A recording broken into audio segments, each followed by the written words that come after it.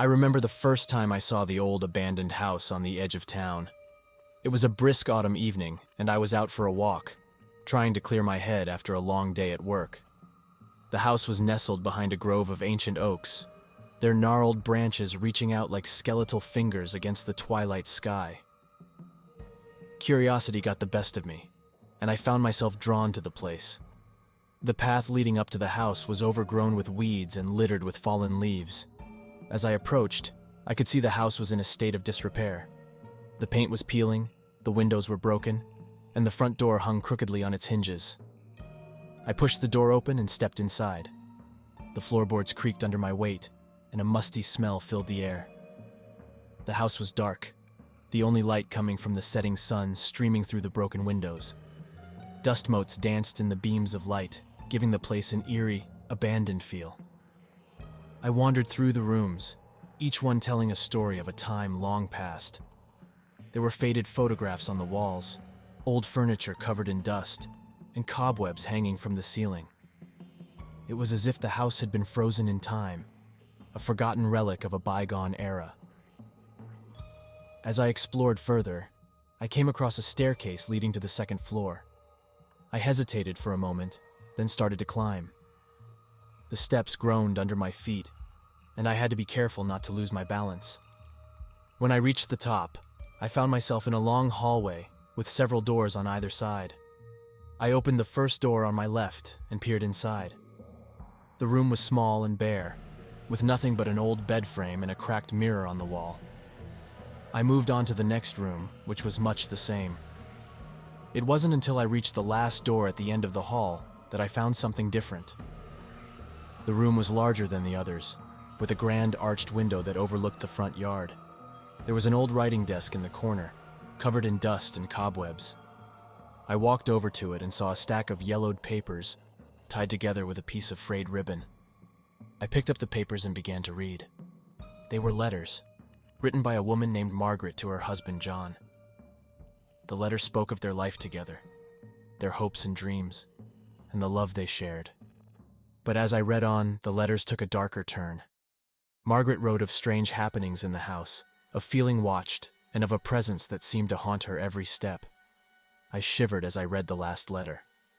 In it, Margaret begged John to come home, saying she could no longer bear the fear and loneliness. The letter ended abruptly with a smear of ink that looked like a desperate, final plea. I put the letters down and looked around the room. The air felt heavy, and I couldn't shake the feeling that I was being watched. I decided it was time to leave. I made my way back down the stairs and out the front door, the sound of my footsteps echoing in the empty house. As I walked away, I glanced back one last time. The house stood silent and still, its secrets hidden in the shadows. I couldn't help but wonder what had happened to Margaret, and if her spirit still lingered in the place she once called home. After my unsettling experience in the abandoned house, I couldn't shake the images and feelings that haunted me. Margaret's letters had etched themselves into my mind, and I found myself constantly thinking about her and the eerie presence she had described. It wasn't long before I decided to dig deeper into the history of the house and its former inhabitants. I started my search at the local library, hoping to find any records or documents that might shed light on the house's past. The librarian, Mrs. Thompson, was a kindly old woman who seemed to know everything about the town and its history. When I mentioned the house, her eyes widened with a mix of surprise and concern. "That old place," she said, shaking her head. "It's been abandoned for decades. The last people who lived there were the Whitmans, back in the 1940s.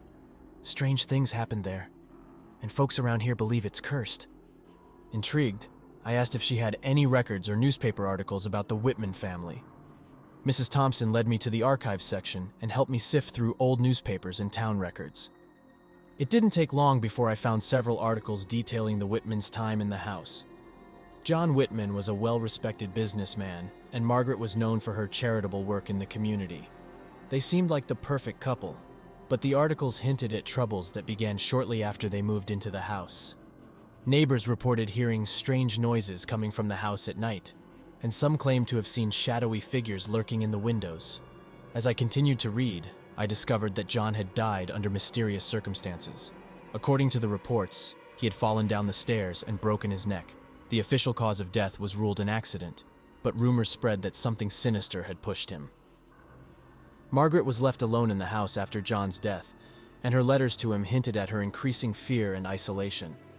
One article mentioned that she had tried to sell the house several times, but no one wanted to buy it. Eventually, she was found dead in the house, her death attributed to natural causes, but the whispers of something more malevolent persisted. With this new information, I felt compelled to return to the house. I needed to know more about what had happened there and why Margaret had felt so tormented. Armed with a flashlight and a notepad, I made my way back to the abandoned house one chilly evening. The house loomed before me, even more foreboding than I remembered. I hesitated at the threshold, my heart pounding in my chest. Taking a deep breath, I pushed the door open and stepped inside once more. The air was cold and heavy, and the sense of being watched returned with full force. I made my way to the room where I had found Margaret's letters, hoping to uncover more clues. As I entered the room, I noticed something I hadn't seen before: a small door hidden behind a tattered curtain. It was slightly ajar, and I could see a narrow staircase leading down into darkness. Swallowing my fear, I descended the stairs. The air grew colder with each step, and the darkness seemed to swallow the beam of my flashlight. At the bottom of the stairs, I found myself in a dank basement filled with old furniture and dusty crates. It was clear this part of the house hadn't been touched in years. I started to explore, my flashlight revealing more letters and old photographs scattered across a workbench. Most of the letters were mundane, but one in particular caught my eye. It was addressed to John from someone named Arthur Caldwell, warning him about the house's dark history and advising him to leave immediately. As I read Arthur's letter, I heard a faint whispering coming from the shadows. I spun around, my flashlight beam darting across the room, but there was no one there. The whispers grew louder, and I could almost make out words: pleas for help, cries of despair. Suddenly, the flashlight flickered and went out, plunging me into complete darkness. Panic surged through me as I fumbled to turn it back on. When the light finally returned, I saw something that made my blood run cold: the shadowy outline of a figure standing at the far end of the room, watching me. I didn't wait to see if it moved. I bolted up the stairs and out of the house, my heart racing and my mind reeling. As I ran, I heard the whispers following me, growing fainter until they were lost in the night. I didn't stop until I was safely back home, the haunted house now a distant silhouette against the moonlit sky. That night, as I lay in bed, I couldn't stop thinking about what I had seen and heard. Margaret's letters, the mysterious basement, and the shadowy figure all pointed to something far more sinister than I had imagined. I knew I had to find out more, not just for my own peace of mind, but for Margaret's sake too. The truth was out there, hidden in the shadows, waiting to be uncovered. Sleep was elusive that night. Every time I closed my eyes, I saw the shadowy figure in the basement, and whispers echoed in my mind. The next morning, I decided to take a different approach and visited the local historical society for more detailed records about the house and its occupants. At the Historical Society's office, filled with artifacts and documents from the town's past, I spoke to Mr. Harris, the curator. Intrigued by my interest in the old Whitman House, he led me to a back room with more specific records. We sifted through the archives and found a dusty ledger detailing property transactions and significant events in the town's history. After some time, we located the entry for the Whitman House. The records showed the house was built in the late 1800s by Samuel Whitman, John's grandfather. The house had a history of unusual occurrences: objects moving on their own, disembodied voices, and apparitions.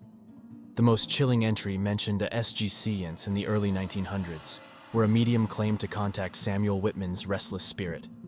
Armed with this new information, I felt both anxious and determined. Clearly, a dark history was tied to the house and centered around the Whitman family. I decided to visit the local cemetery to find the graves of Samuel, John, and Margaret. The cemetery was a somber place with rows of old weathered headstones. After some searching, I found the Whitman family plot. Samuel's grave was marked by a grand headstone. John's was more modest, and Margaret's was the simplest, a small marker with her name and dates. A sense of sadness washed over me as I stood there, feeling a connection to these people who had suffered in that house, especially Margaret, whose torment was palpable in her letters. Determined to find out more, I reached out to any living Whitman relatives. A search through town records and a few phone calls led me to Eleanor Whitman, a distant relative still living in the area. Eleanor, in her 80s but sharp, agreed to meet and discuss her family's history. She welcomed me warmly into her cozy home filled with family photos and heirlooms. I explained my interest in the Whitman House and what I had discovered. Eleanor listened intently, growing more serious as I recounted the strange occurrences and tragic history of John and Margaret. "I'm not surprised by what you found," she said. "Our family has always been haunted by that house. My father told me stories about Samuel Whitman and the terrible things that happened there. He believed the house was cursed, and that Samuel had brought something evil into it." She explained that Samuel, obsessed with the occult, conducted strange rituals to communicate with spirits, opening a door to something dark that never left. Chilled by her story, I asked if she thought Margaret and John were affected. Eleanor nodded, believing Margaret, a sensitive soul, felt the presence more acutely. John tried to protect her, but the house ultimately claimed them both, leaving Eleanor's house with more questions than answers but a deeper understanding of the Whitman family. I knew I had to return to the house to confront whatever was there and try to bring closure to Margaret's restless spirit. That evening, armed with a vial of holy water and a silver locket belonging to Margaret, given by Eleanor, I headed back to the house. Inside, I felt the familiar unease. In the basement, I held up the locket and spoke aloud, asking Margaret to show herself. After a moment of silence, the whispers grew louder and a cold breeze passed by. The shadowy figure appeared, now distinct a woman in a long dress, pale and sorrowful. "Margaret," I asked, trembling. The figure nodded slowly.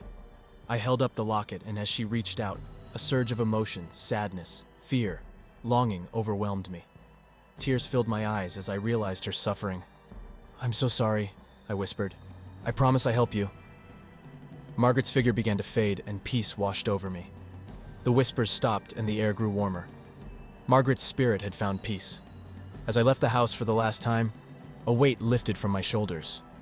I had uncovered the dark history of the Whitman house and helped a tormented spirit find rest. The house still stood, its secrets known, but the darkness had lifted. I knew I would never forget Margaret and the haunting tale of the old abandoned house on the edge of town.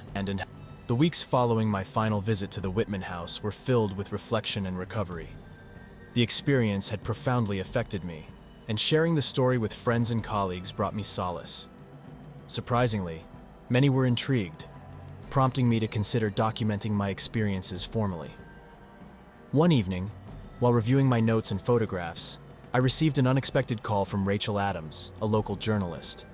She had heard about my investigation through a mutual friend and wanted to write a feature article about the house and my findings. We arranged to meet at a cozy CAF GC to discuss the details. Rachel, a vibrant and inquisitive person, put me at ease. Over coffee, I recounted the story of the Whitman house, from my initial visit to my final encounter with Margaret's spirit.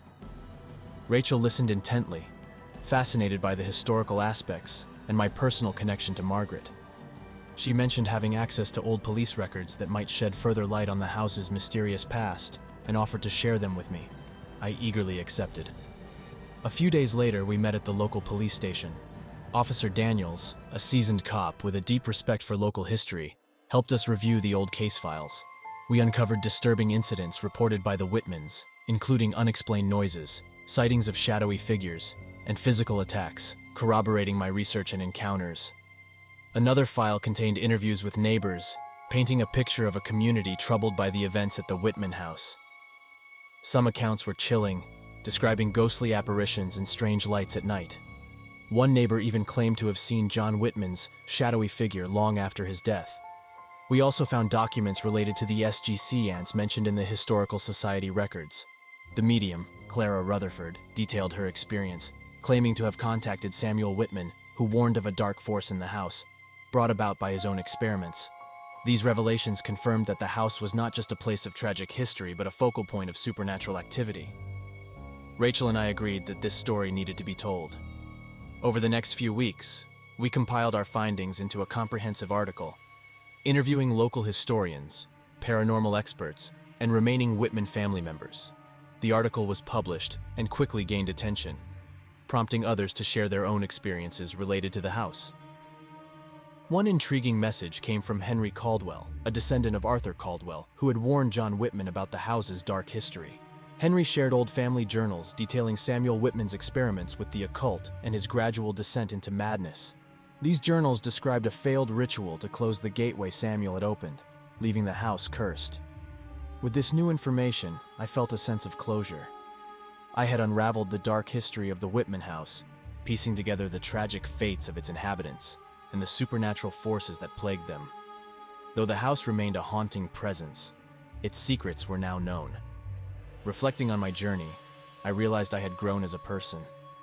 I had faced my fears, delved into the unknown, and emerged with a deeper understanding of the world. The Whitman House would always be a part of me, a reminder of the fragile boundary between the living and the dead, and the enduring power of love and memory. Though the whispers had ceased, and the shadows retreated, the story of the house and its spirits would live on. Life began to return to normal after the whirlwind of uncovering the Whitman House's secrets. Despite the closure I found, there was still a lingering curiosity about the lasting impact of the house's dark history on the town and its residents. I decided to delve deeper into the community's collective memory, hoping to understand how such stories shape local lore and individual lives. I started by visiting some of the town's oldest residents, hoping to gather personal anecdotes and folklore. Mrs. Henderson, an elderly woman with a wealth of stories, was one of my first stops. Sitting in her sunlit parlor, she recounted her experiences and those of her parents. When I was a child, she began, the Whitman House was already considered haunted. My friends and I would dare each other to knock on the front door, but none of us ever had the courage to go inside. Her father believed the house was cursed by the spirits of those who had suffered there. Once he claimed to have seen a ghostly figure at one of the upstairs windows and never went near the place again. Next, I visited the local elementary school and spoke with Mrs. Collins, a teacher who had lived in the town her whole life. She shared how the stories influenced the younger generation. Kids today still talk about the Whitman House, she said with a smile. It's become a rite of passage to sneak onto the property and see who can get the closest without chickening out. They call it the Whitman Challenge. Of course, we teachers try to discourage it, but you know how kids are. Mrs. Collins showed me drawings made by her students, many depicting the Whitman House with exaggerated features like monstrous faces or ghostly figures peeking out of the windows. Feeling inspired, I organized a small community gathering at the local library to discuss the Whitman House and its place in the town's history. Historians, residents, and local paranormal enthusiasts shared their stories and insights. At the gathering, I presented my findings, including letters from Margaret, police records, and Henry Caldwell's journals. There was a sense of camaraderie as we shared our experiences.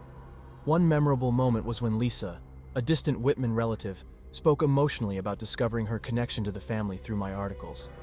I've always felt a strange connection to this town, she said. Learning about my ancestors and the house has given me a sense of belonging, even if it's tinged with sadness. The event ended on a hopeful note, with attendees expressing a desire to continue exploring their shared history. In the weeks that followed, I received numerous emails and letters from people who attended the event or read the article. They shared their stories, asked questions, and thanked me for bringing the Whitman House's history to light. It was gratifying to see how my journey inspired others to look deeper into their histories and connect with the past. One afternoon, as I walked through the town square, I noticed children playing near the old oak tree, reenacting scenes from the Whitman House story. Their imaginations transformed the park into a stage for ghostly encounters and brave deeds.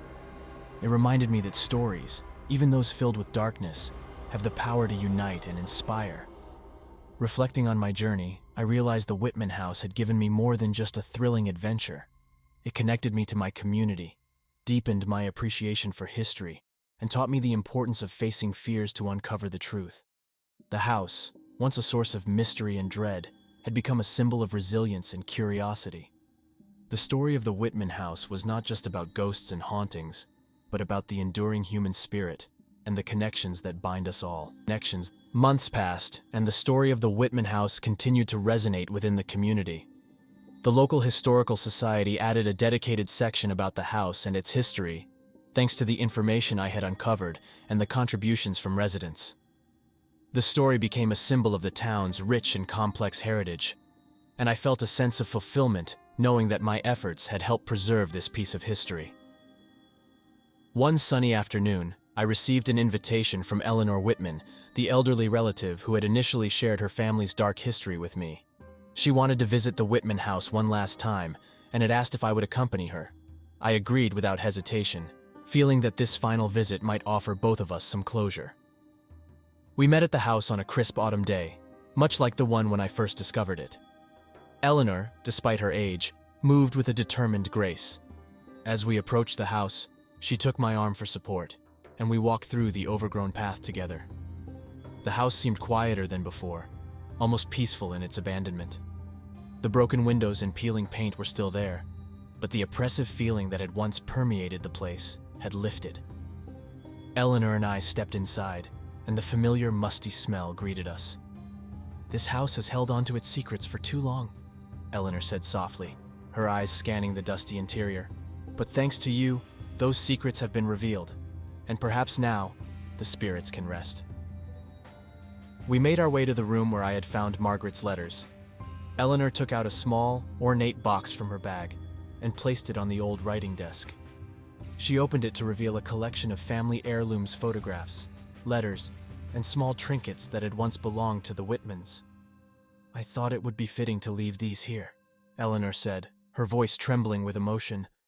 "This is where they belong, with their memories." As she arranged the items on the desk, I felt a sense of reverence for the history and lives that had once filled this house. We stood in silence for a while, honoring the past and the people who had lived through it. After a time, Eleanor suggested we visit the basement one last time. I hesitated, remembering the shadowy figure and the whispers, but I felt a sense of duty to see this journey through. We descended the narrow staircase together, the air growing cooler as we went. The basement was just as I remembered it, filled with old furniture and dusty crates. But this time, there was no sense of fear or unease. It felt like any other room, stripped of its haunting presence. Eleanor and I stood in the center of the basement, taking in the quiet. "I believe Margaret and the others have found peace," Eleanor said, her voice barely above a whisper. "And so have I." With a final look around, we made our way back upstairs and out of the house. As we stood on the front porch, Eleanor turned to me with a grateful smile. "Thank you for everything you've done. You've given our family a chance to be remembered for more than just tragedy." I nodded, feeling a deep sense of fulfillment. It was an honor to uncover their story. I think they'd be proud of how we've shared it with the world. Eleanor squeezed my hand, and we walked back down the path together, leaving the house behind. The sun was setting, casting a warm golden light over the landscape, and for the first time, the Whitman House seemed to glow with a quiet dignity. In the following weeks, life settled into a peaceful rhythm. The town continued to embrace its history, and I received occasional updates from Rachel about new discoveries and stories related to the Whitman House. It was clear that the story had become a part of the town's collective identity, a source of both pride and reflection. One evening, as I sat on my porch watching the sunset, I thought about the journey I had undertaken. The Whitman House had been more than just an investigation. It had been a transformative experience that deepened my connection to the past and to my community. It taught me the value of perseverance, curiosity, and the importance of honoring those who came before us. As the last rays of sunlight faded, I felt a sense of contentment. The story of the Whitman House had come full circle, its mysteries unveiled and its spirits at rest. It was a chapter that had shaped me in ways I hadn't anticipated, leaving me with a newfound appreciation for the stories that define us. And so, the Whitman House stood as a silent testament to the past, its secrets now part of the town's rich tapestry. It was no longer a place of fear, but a symbol of resilience and the enduring power of history to connect and inspire us all. This is my first video, and I'd love to hear your thoughts in the comments. If you enjoyed this story, don't forget to hit the subscribe button. See you in the next video!